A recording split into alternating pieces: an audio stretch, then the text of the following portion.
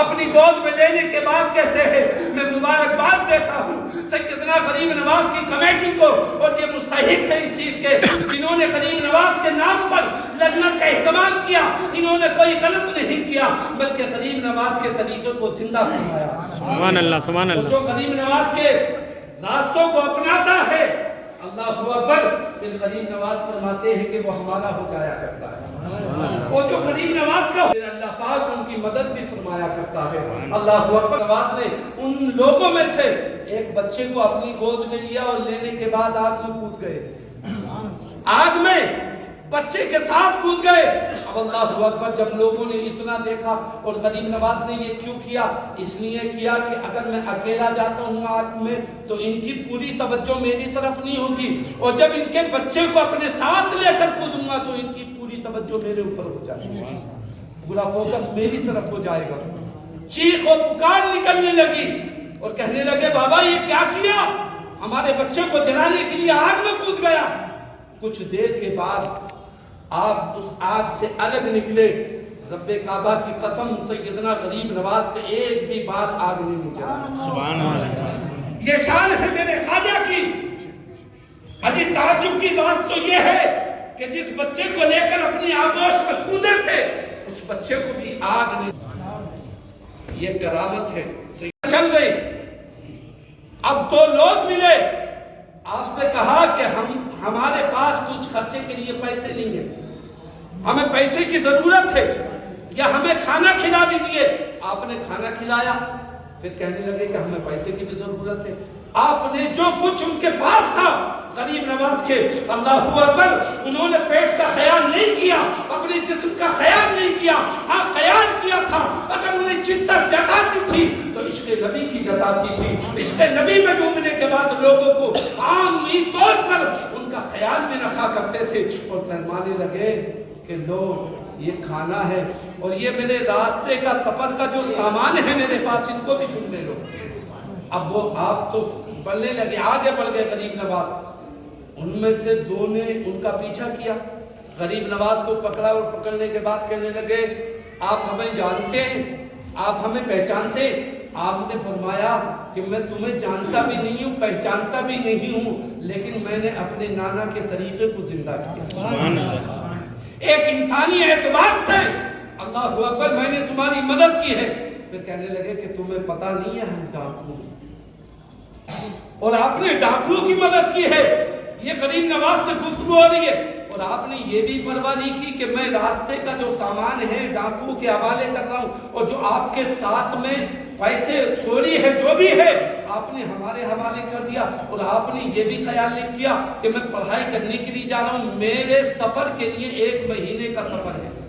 آپ نے 1 مہینے کا سفر کا جو آپ کے پاس انتظام تھا وہ ہمارے دے دیا، تو آپ نے یہ فکر نہیں کی، غور نہیں کیا، تو آپ نے فرمایا کہ جب میرے ذریعے اللہ ڈاکوؤں کا پیٹ بھرا سکتا ہے تو مجھے یقین ہے کہ اللہ میرا بھی پیٹ بھرا سکتا ہے۔ ساری تکلیفیں آئی، قتل کرنے کے منصوبے کے لیے لوگوں نے بھیج دیا حضرات محترم، لیکن اللہ رب العالمین جس کی حفاظت فرماتا ہے دنیا میں طاقت نہیں کہ اس کو ذلیل و خوار کر سکے۔ اللہ اکبر، میرے خواجہ ہند کے راجہ مہاراجہ، کہ ہم تو اپنے ہیں، جب اگر کوئی بیگانہ میرے خواجہ کی تعریف کر، سب سے بڑا ہندوستان